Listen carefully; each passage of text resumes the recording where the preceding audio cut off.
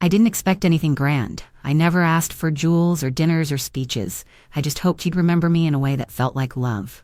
But that afternoon, while she unwrapped a gold watch and smiled into the camera, he handed me a grocery bag. Inside were socks, plain, gray, still with the clearance tag on. No note. No hug. Just a quick smile and a joke about how I was easy to shop for. They laughed, said I'd always been low maintenance. And I smiled too, but deep inside, something quiet in me folded. Something that had held on for a long time. Something that finally let go. Thank you for being here, truly. I know there are 1,000 other things you could be doing right now. And the fact that you're spending these few minutes with me means more than you might think. Sometimes all we really need is someone to listen without interrupting, without fixing, without telling us it wasn't that bad. If you've ever been overlooked by someone you once put first, if you've ever felt like you disappeared in a room full of people who wouldn't even be standing if not for you, then I hope you'll stay a little longer. Just listen. Maybe you'll see a part of yourself in this. And if anything in this story touches you, feel free to let me know where you're watching from. Or, if your heart's too tired for long explanations, just write, "I remember everything." That's enough for me. My name is Marion, and I'm 72 years old. I've never been fancy, never needed much. I grew up in a small town where we didn't measure love in dollars, and we didn't expect life to hand us anything easy. I married young, lost my husband too soon, and raised my son with more grit than guidance, more love than money.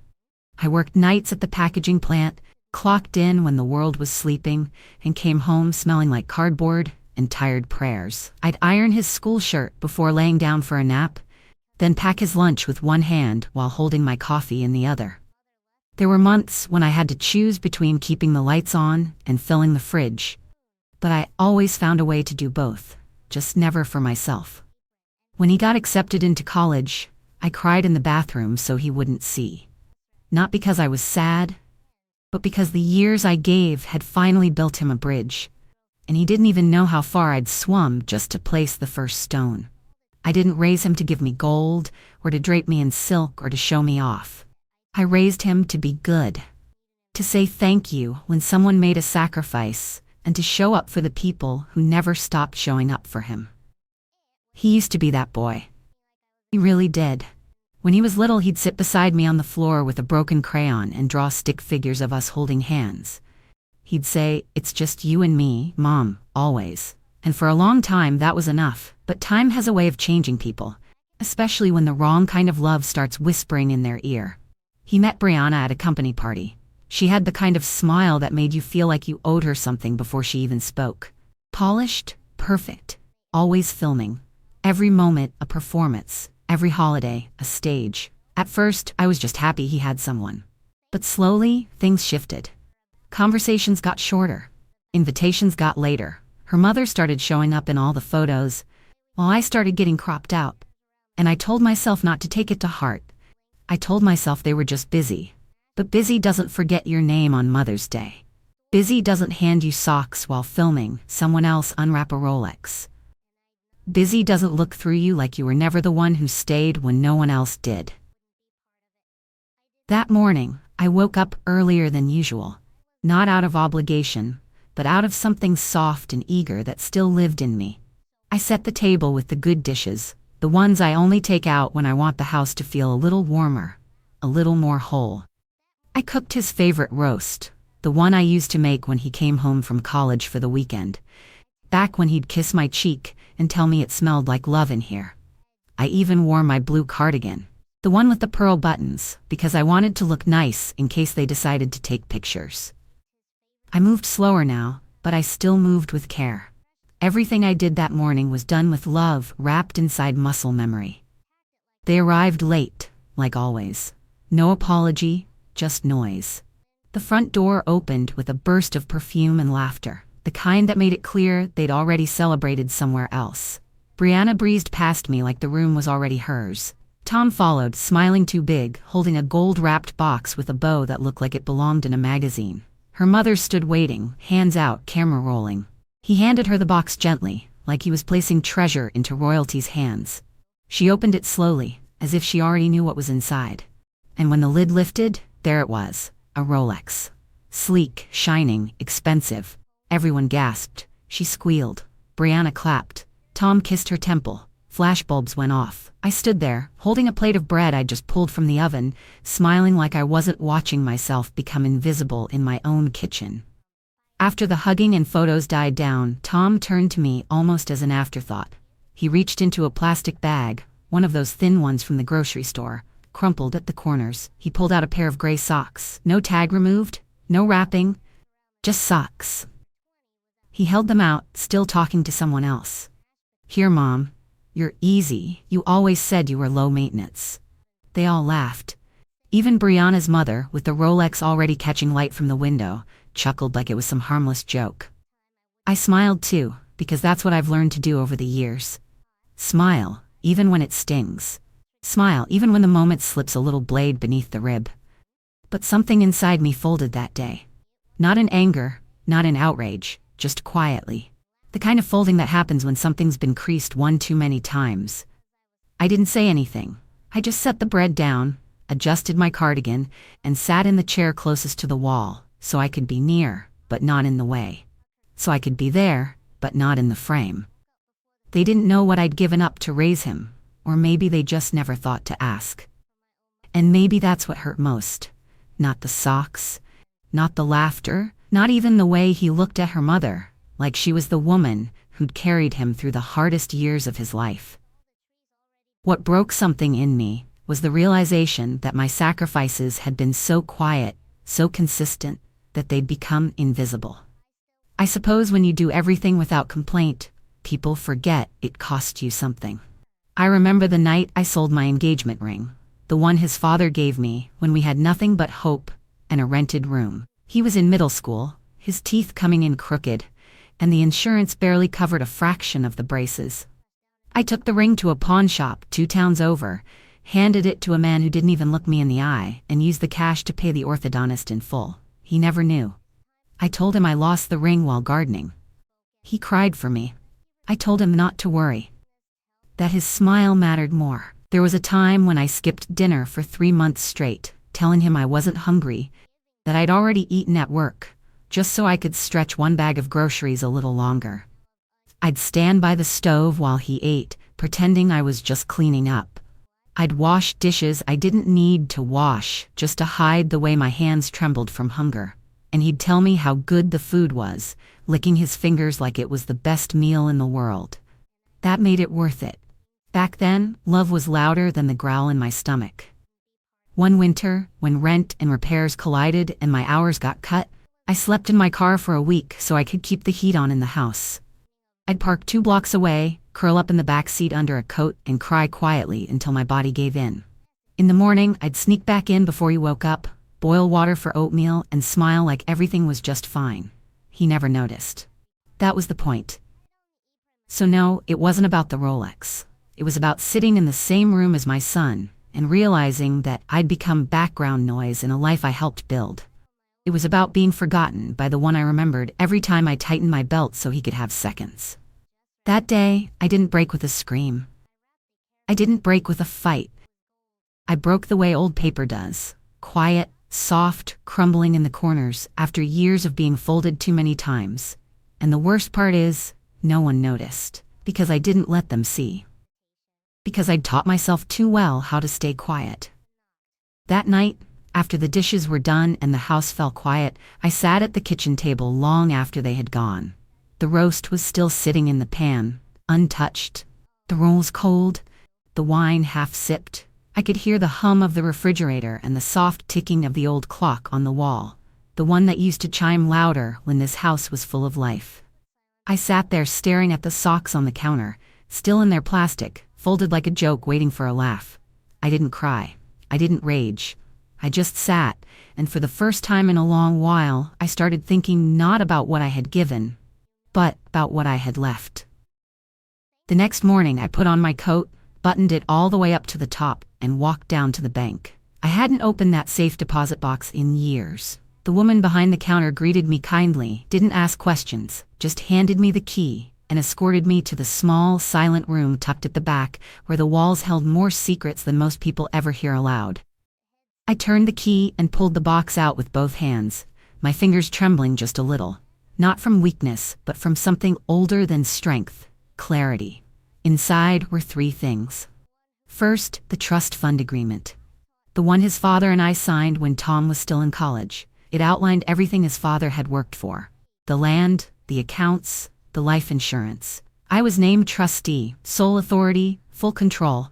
Nothing could be touched without my signature. Second, my will. Unfinished, unsigned, left in limbo for years because I kept telling myself there would be a better time to decide. I always thought there would be more birthdays, more dinners, more chances to feel like a mother again before I had to put anything in ink. And then, tucked beneath the documents, was a letter. Yellowed at the folds, the envelope soft from years of being opened and reread. It was from my husband. He wrote it 2 months before he passed, in the hospital when he still had the strength to hold a pen. His handwriting was uneven, shaky in places, but his words were sharp as ever. He wrote, "Protect what we built. Don't let the future steal what the past paid for. Don't let anyone take your voice, especially not the ones who only listen when it benefits them." I sat there with that letter in my lap, and for the first time in years, I didn't feel unsure. I didn't feel helpless. I felt still, like the wind had finally stopped pushing against me, and I could see the shape of things for what they really were. Tom didn't know. He didn't know that the power he assumed had already passed to him was still mine to hold. He didn't know that every account still had my name, that every paper still needed my hand. He didn't know, because I had never reminded him, because I thought love meant not needing to. But now, love meant something different. It meant telling the truth, even if it made someone uncomfortable. It meant protecting what was left, not for him, but from him. I didn't sleep much that night, but for once it wasn't the kind of restless that comes from sadness. It was something else, like resolve had finally found its way into my bones. I made tea in the morning, sat by the window, and watched the light slowly crawl across the floor. I thought about all the women I'd known in my life who gave everything and left nothing behind for themselves. Women who went without, who forgave too much, who were remembered only for how little they ever asked for. And I thought, not this time. Not me. By 10 o'clock, I was sitting in my lawyer's office. He's an old friend, a kind man who's known my family since Tom was still in diapers. He offered me coffee, and I waved it away. I had come with a full heart and an empty tolerance. I handed him the folder from my safe deposit box and told him, plainly, I was ready. I didn't cry. I didn't hesitate. I just told him I wanted to make changes. Real ones. I said I wanted to remove Tom as the sole heir. I told him I no longer felt comfortable leaving everything to someone who could look me in the eyes and hand me socks while filming a performance for someone else. I didn't have to explain much. He knew me well enough to see the pain behind my calm, and he didn't ask questions that would make me relive it. I told him I wanted the house to go to a women's shelter. Something local, something quiet, where women could start over with dignity. I told him about a girl named Alicia, a student who used to bag my groceries, who came to check on me during that awful storm last winter when the power went out and I couldn't get my front door to open. She brought me canned soup and extra batteries, then stood on my porch and cried when I said thank you, like it was something extraordinary. I want her to have a scholarship. I want her to know someone saw her kindness and didn't forget it. I asked him to divide the remaining funds between programs that help older women find work, fund education, and support community gardens, places where effort still matters more than presentation. I didn't want my name on a building. I didn't want applause. I just wanted the love I gave to keep moving forward, even if it no longer had a place in my son's life.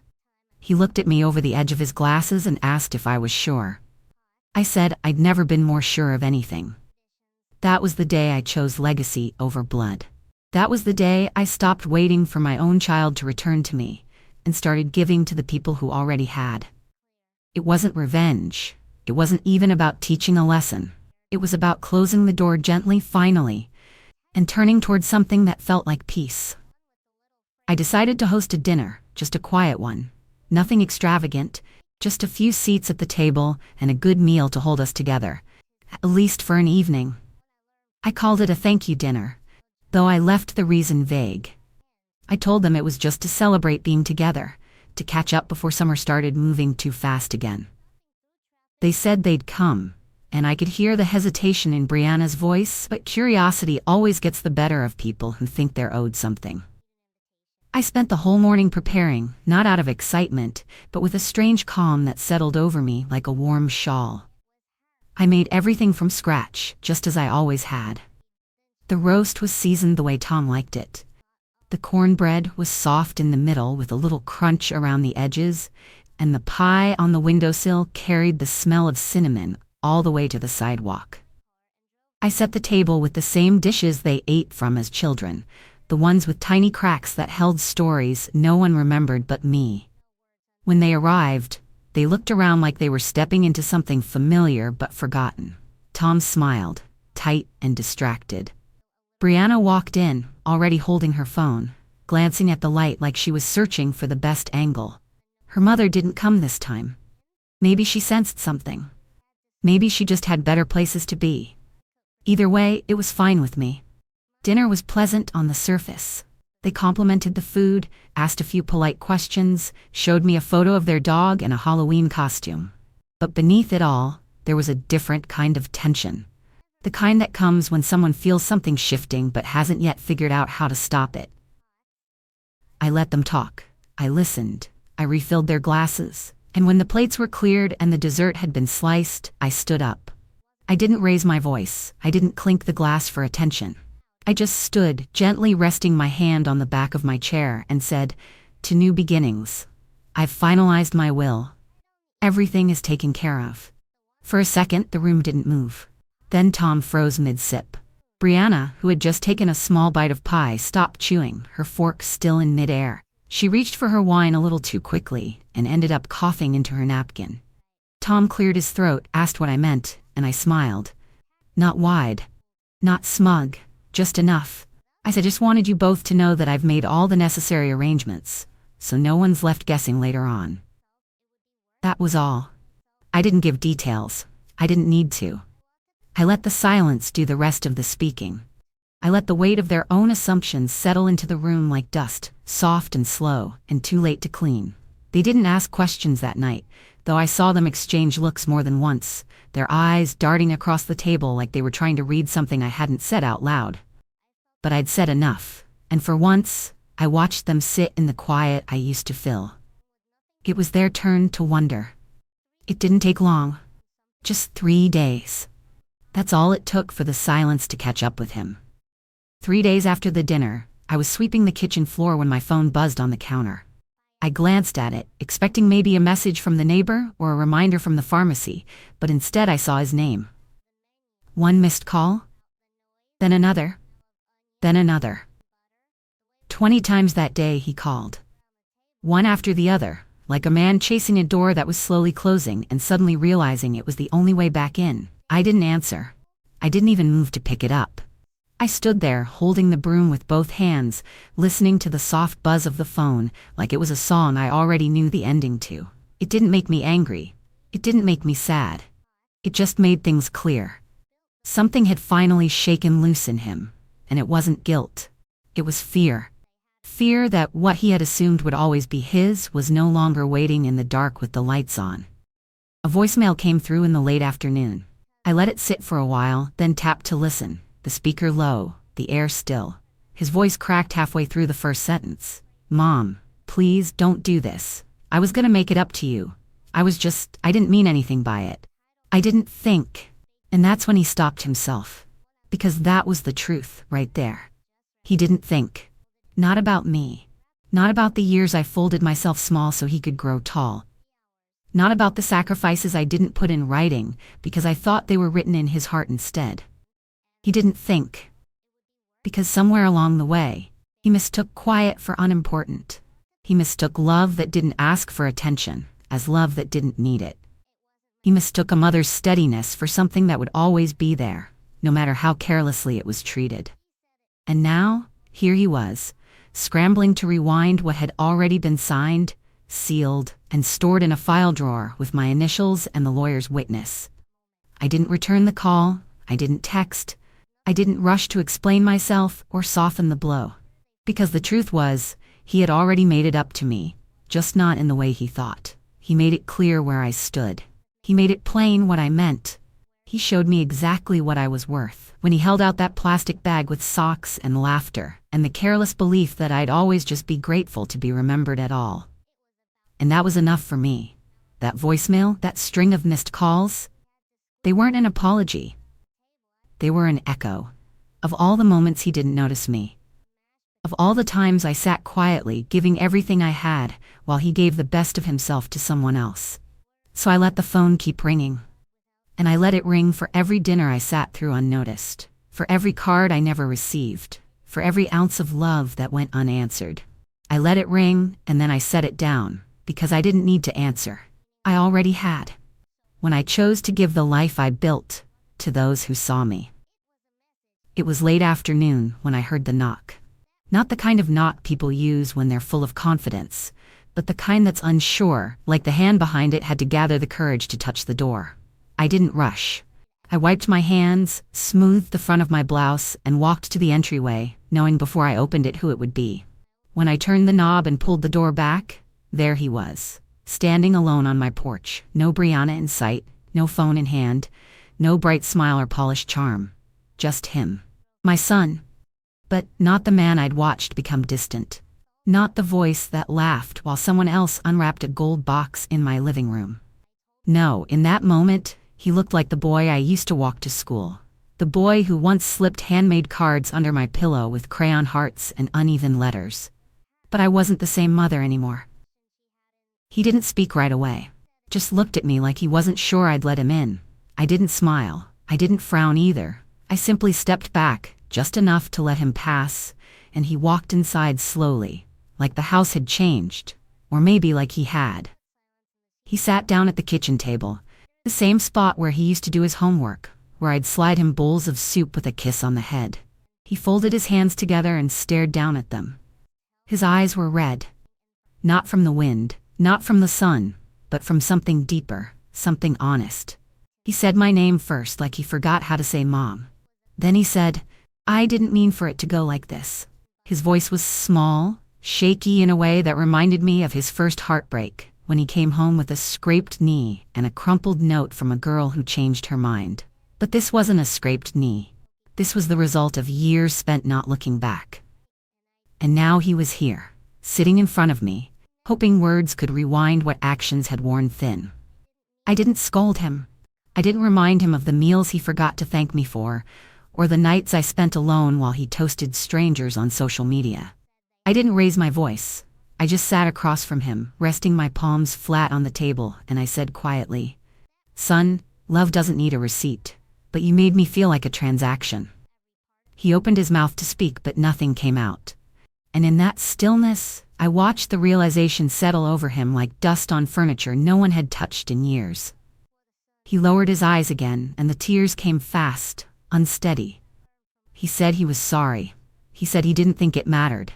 He said he didn't notice.